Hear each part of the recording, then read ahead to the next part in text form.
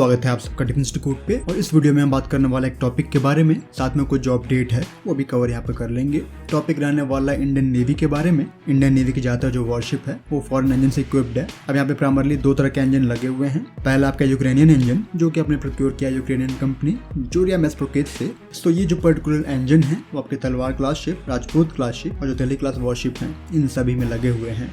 और आने वाले टाइम में आपकी ऐसी प्लानिंग है कि जो आपके एडवांस तलवार क्लास है यानी कि 11356 फ्रिगेट, तो उनके लिए भी आपने दो इंजन की जो डील है वो भी हाल ही में आपने 2021 में साइन की थी यूक्रेन के साथ। तो जिस तरह का भी करंट में कॉन्फ्लिक्ट चल रहा है और आपका जैसा स्टैंड है डिप्लोमेसी को देखते हुए, अगर इन इंजन के स्पेयर पार्ट की सप्लाई अगर बंद हो जाती है तो एक बैकअप प्लान के रूप में शायद आपके पास कुछ नहीं है। अगर आप दूसरी तरफ देखते हो तो जो आपके बाकी के शिप हैं, चाहे विक्रांत हो या फिर कमोर्ता क्लास हो, उनमें आपने GE के LM-2500 को लगाया हुआ है जो कि एक US बेस्ड कंपनी है। और जिस तरह से हम सभी देख रहे हैं कि जो भी फॉरेन कंपनियां हैं उसको कैसे कंट्रोल कर रही है वो पर्टिकुलर स्टेट जहाँ से वो बेस्ड है, तो इन सभी कंपनियों को हम कंट्रोल होते हुए देख रहे हैं। इस केस में अगर जिस तरह का आपका स्टैंड है, न्यूट्रल स्टैंड, या फिर आगे चल के भी अगर कोई इशू आता है जियो पॉलिटिक्स को लेके, तो वहाँ पे जो इम्पैक्ट होगा इंडियन नेवी पे वो विशेष तौर पर ज़्यादा पड़ने वाला है।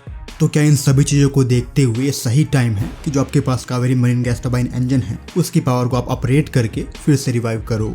क्योंकि वैसे भी दूसरी तरफ रूस यूक्रेन के जो डिफेंस इंडस्ट्रियल कॉरिडोर है उसको डिस्ट्रॉय करने जा रहा है।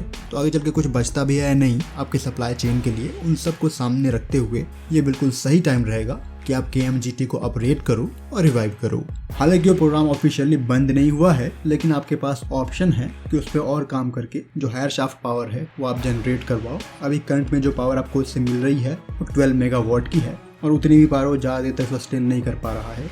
तो एक बैकअप प्लान के साथ आपको आना पड़ेगा। ऐसा नहीं है कि जो काम है आपको जीरो से स्टार्ट करना है। कावेरी मरीन गैस टरबाइन पे काफ़ी कुछ काम आपने किया हुआ है, उसको आपको अपथ्रस्ट करना पड़ेगा। यहाँ पे जो आपके अभी क्रेडिबल पार्टनर्स हैं जैसे कि फ्रांस हो गया, उसकी हेल्प ले सकते हैं इस प्रोग्राम को अपग्रेड करने के लिए।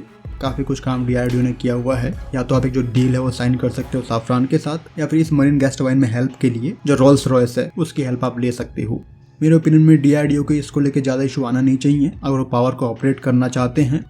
क्योंकि आपके एयरक्राफ्ट के गैस टरबाइन इंजन में क्या होता है, वहाँ पे आपको इंजन को लाइट रखना पड़ता है और जो पर्टिकुलर टेम्परेचर है वो भी सस्टेन करना होता है हॉट कोर में। तो जिससे कि आपके सेरामिक मैट्रिक्स कंपोजिट है वो आपको इसी तरह के डेवलप करने पड़ते हैं, लाइनर देने पड़ते हैं। इन सभी चीजों को करते हुए कहीं ना कहीं जो वेट लिमिटेशन है वो भी आपको ध्यान में रखना पड़ता है। वो केस आपके मरीन गैस टरबाइन इंजन में नहीं है। मरीन गैस टरबाइन इंजन अगर थोड़ा हैवी भी हो गया तो जो ओवरऑल डिस्प्लेसमेंट रेट है सेम पावर के लिए उसमें ज्यादा फर्क नहीं आएगा। फाइटर जेट के गैस टरबाइन इंजन में हम सभी जानते हैं कि आपको जो पावर है वो फॉरवर्ड थ्रस्ट के रूप में मिल रही होती है। वो आप कैसे अचीव करते हो, एयर इनलेट को आप फैन के थ्रू लोगे, LPC और HPC में कंप्रेस करोगे। कंप्रेशन के बाद जो टेम्परेचर है वो ऊपर चला जाएगा, एयर का जाएगा वो कंबशन चैम्बर में।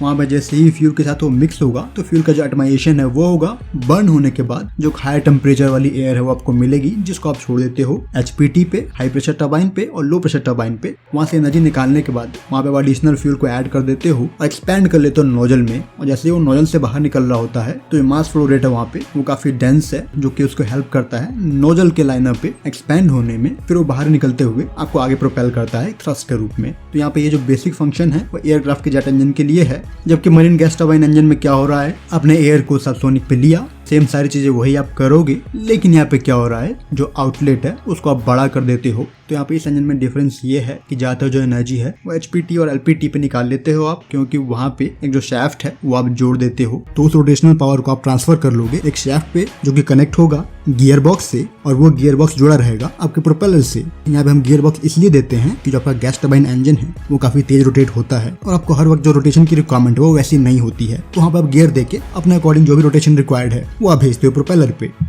तो बेसिकली आपने यहाँ पे क्या किया कि जेट इंजन को आप उठा के ले आए, उसको आपने एक बॉक्स नुमा शेप में डाल दिया ताकि वो प्रोटेक्टेड रहे, और जो इनलेट की एंट्री होगी वो समुद्री इन्वायरमेंट से होगी। तो कहीं का जो इन्वायरमेंट होगा वो सॉल्टी होगा और उससे भी बचने के लिए यहाँ पे जो प्रिकॉशंस हैं वो लिए जाते हैं। एडिशनल जो प्रोटेक्शन आपको इंजन पे देखने को मिलते हैं स्पेशली इनलेट पे। जबकि यहाँ पे एग्जॉस्ट पे क्या हो रहा है कि जो एग्जॉस्ट की स्पीड है वो यहाँ पे कम होगी। कम क्यों होगी, क्योंकि जो आउटलेट का एरिया है वो आपने ज़्यादा खोल दिया है। तो जहाँ पे मास फ्लो रेट होगा वो एयरक्राफ्ट के जेट इंजन से कम होगा और यहाँ पे ज़्यादा जो एनर्जी है वो आपने निकाल ली है टरबाइन रोटेशन के फॉर्म में। जो यहाँ पे मेन डिफरेंस है वो वेट को लेके है। कावेरी मरीन गैस टरबाइन में जिस तरह से अभी हाल के ही दिनों में आपने टेक्नोलॉजिकल माइलस्टोन अचीव किया है DRDO ने, तो ये जो एस्पेक्ट है वेट का आप ओवरकम कर सकते हो। और कहीं की जो पूरा इंसिडेंट है यूक्रेन और रूस का, ये इस प्रोग्राम को भी आगे प्रोपेल करेगी एक अपग्रेड पावर के साथ।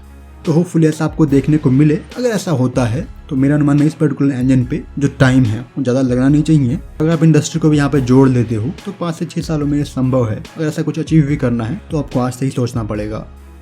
वैसे भी DRDO ने इस तरह के इंजन का जो 6 प्रोटोटाइप है वो बनाए थे और ये मैक्सिमम 15 मेगावाट तक की जो पावर है वो जनरेट कर चुका है। सी लेवल पे 12 मेगावाट की है और यहाँ पे जो RPM अचीव की गई थी वो 58 थी पावर टरबाइन पे। तो वहाँ पे आपको इम्प्रूवमेंट करना पड़ेगा और जो टेस्टिंग है वो लगभग 200 घंटे तक यहाँ पे कंडक्ट हो चुकी है। तो अच्छा खासा जो एक्सपीरियंस है, लर्निंग्स है, वो आपको दे के जा चुका है। तो होपफुली जो टाइम है वो कम लगेगा इसी तरह के एक ऑपरेटेड इंजन को डेवलप करने में। इसी में हम बात कर रहे थे CSIR और NAL के ट्रेनर एयरक्राफ्ट के बारे में, जो कि ज़्यादातर सिविल एप्लीकेशन में इस्तेमाल होने वाले हैं। हंसा NG, यहाँ पे हंसा NG ने जो अपने सी लेवल ट्रायल हैं वो सभी कंप्लीट कर लिया पुडुचेरी में। और ये जो ट्रायल्स हैं 19 फरवरी से लेके 5 मार्च के बीच में कंडक्ट किए गए हैं, जहाँ पे जो डिस्टेंस है वो 140 नॉटिकल माइल की कवर की गई है और जो स्पीड रही है वो 155 kmph की रही है। तो 5 मार्च को इसने 18 घंटे की जो फ्लाइंग है वो कंप्लीट की है अपने फाइनल ट्रायल सेगमेंट में। यहाँ पे जो एयरक्राफ्ट का एयर फ्रेम है वो कंपोजिट मटेरियल से बनाई गई है। यहाँ पे ग्लास कॉकपिट दिया गया है, जबकि जो कैनपी है वो बबल कैनपी है। तो जो एक व्यू है 270 डिग्री का वो ये कैनपी आपको देती है। तो इसके जो ऑर्डर हैं वो 80 के नंबर में ऑलरेडी आ चुके हैं लेटर ऑफ इंटेंट के थ्रू। मतलब भारत में जो वेरियस फ्लाइंग क्लब्स हैं उन्होंने यहाँ पे इंटरेस्ट दिखाया हुआ है प्रोक्योर करने के लिए।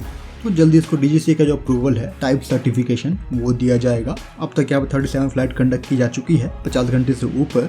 और ऐसी उम्मीद है कि 2022 के अप्रैल तक जो अप्रूवल है DGCA का टाइप सर्टिफिकेशन वो मिल जाएगा। उसके बाद जो मैन्युफैक्चरिंग है वो पब्लिक और इंडस्ट्री मिलकर करने वाली है। तो ये चीज़ कहीं ना कहीं जो एरोस्पेस मैन्युफैक्चरिंग इकोसिस्टम है वो भारत में बूस्ट करेगी। फिलहाल इस वीडियो में इतना ही। जय हिंद।